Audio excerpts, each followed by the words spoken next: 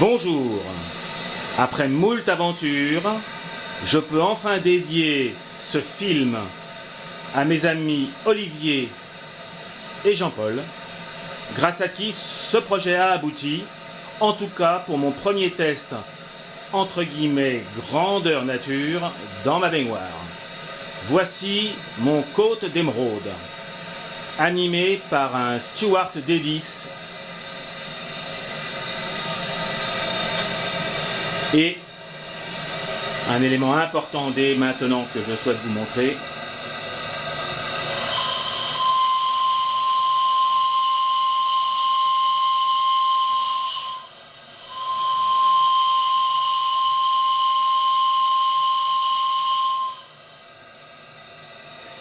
Vous remarquerez que ce superbe sifflet au son grave a une attaque très progressive. Je vais vous montrer l'intérieur du bébé pour vous expliquer le pourquoi du comment. La radio est une 2 Go 4 que j'ai pu régler sur ce bateau. Vous avez donc, comme d'habitude, une direction, une accélération. On voit pas trop la vapeur, mais vous inquiétez pas, il crache beaucoup. Je ralentis. Une reverse. Hop. Alors, je sais pas si on va essayer de la voir, mais normalement, je peux faire tourner l'hélice très lentement. Donc là, elle tourne en marche arrière. Je coupe et j'avance en marche avant. Vous voyez comme on le voit bien, c'est formidable. Hein, un D10, c'est un moteur d'une souplesse formidable. Et comme en plus il est neuf, je n'ai aucun souci pour le faire fonctionner à toute allure. Alors je ne sais pas si ceci, qui est ma marche avant toute actuelle, donnera beaucoup de puissance sur l'eau en vrai, mais en tout cas, ça remue de l'eau dans la baignoire. Et vous l'entendez respirer. Le régulateur est taré à 3 bars. Il fait parfaitement son travail et nous allons voir dans quelques instants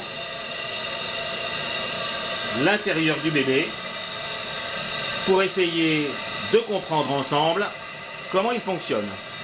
Je vais être obligé de poser la caméra une seconde puisque je suis tout seul. Mon épouse a la gentillesse de me laisser la salle de bain. Voilà, je le pose.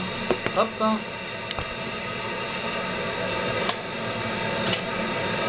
Hop. Hop, hop.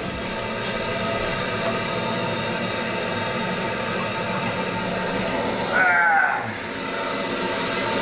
Et voilà l'intérieur du bébé. Ah, il fait bien chaud dedans.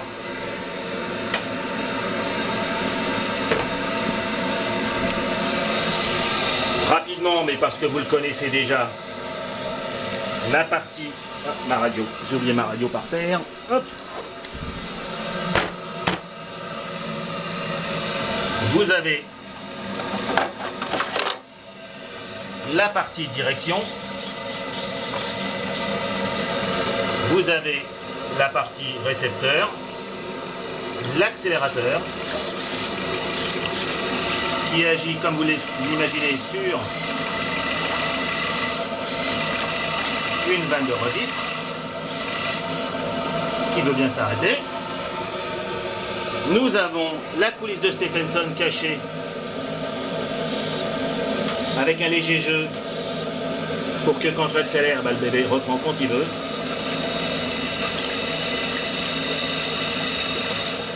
En tout. La chaudière, comme je l'ai dit, est une 125-225 avec un tube de 50. Le sifflet qui, malheureusement, a des petites fuites.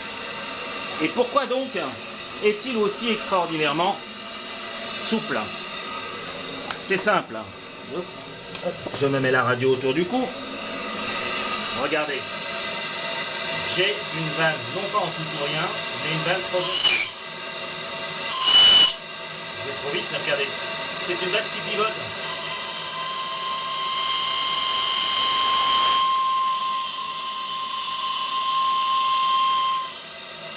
Un petit coup pour la fermer. J'accélère. En fait, le cerveau est ici avec une longue démultiplication. Regardez. Le bras est long, mais comme c'est un cerveau de 3 kg, il n'y a pas de souci.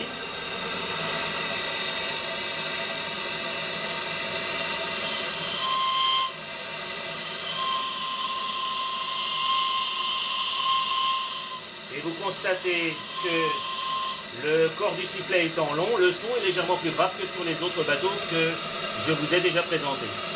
La chaudière contient environ 1,5 litre et je suis en train déjà de mesurer ma consommation. Vous voyez les deux brûleurs. Alors je vais le laisser un petit peu simplement à l'arrêt.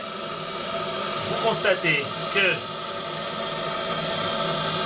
j'ai une pression de service de 3 bars bientôt. Voilà.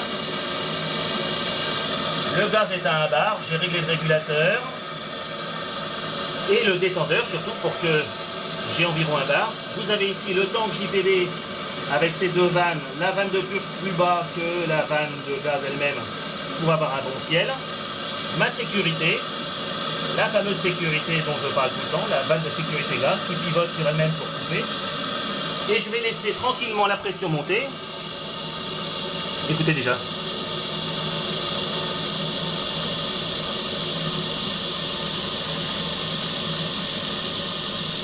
Bon, le sifflet gêne, mais on n'entend plus de gaz.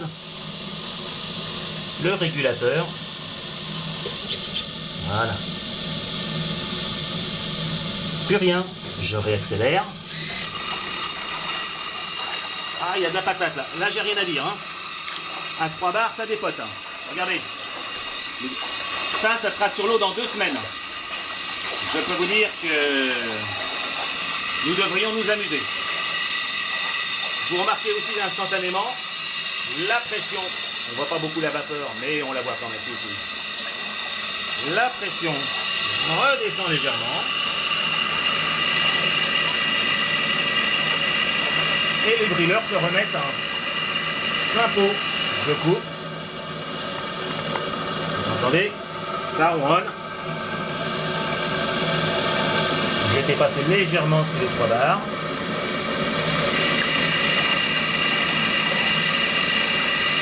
Alors je fais tout là, sifflet et machin.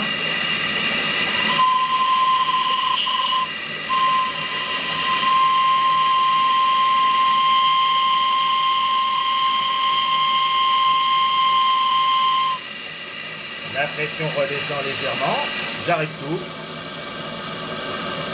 Rien de miraculeux, la pression va gentiment remonter. Le tank à gaz, qui au départ me donnait une pression au détendeur un peu plus forte, et froid sans être gelé, et me donne 1 bar. Donc je vais voir combien de temps ça dure. Là je vois que j'ai déjà consommé pas mal d'eau. J'en suis à 17 minutes. Je vais surveiller ça. Je pense que j'ai une petite demi-heure de navigation à prévoir. Voilà, vous voyez que je reste sûr à la fois. Vous entendez? Vous n'entendez plus. Et voilà. Encore une fois. Allez, pour la route et parce que vraiment, ce sifflet est magnifique.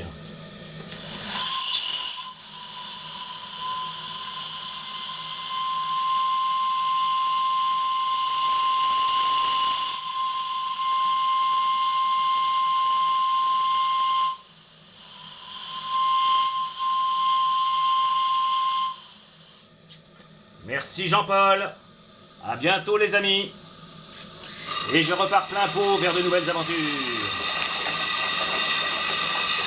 Marche arrière, toute. Ah, évidemment on voit moins le flux. Au revoir.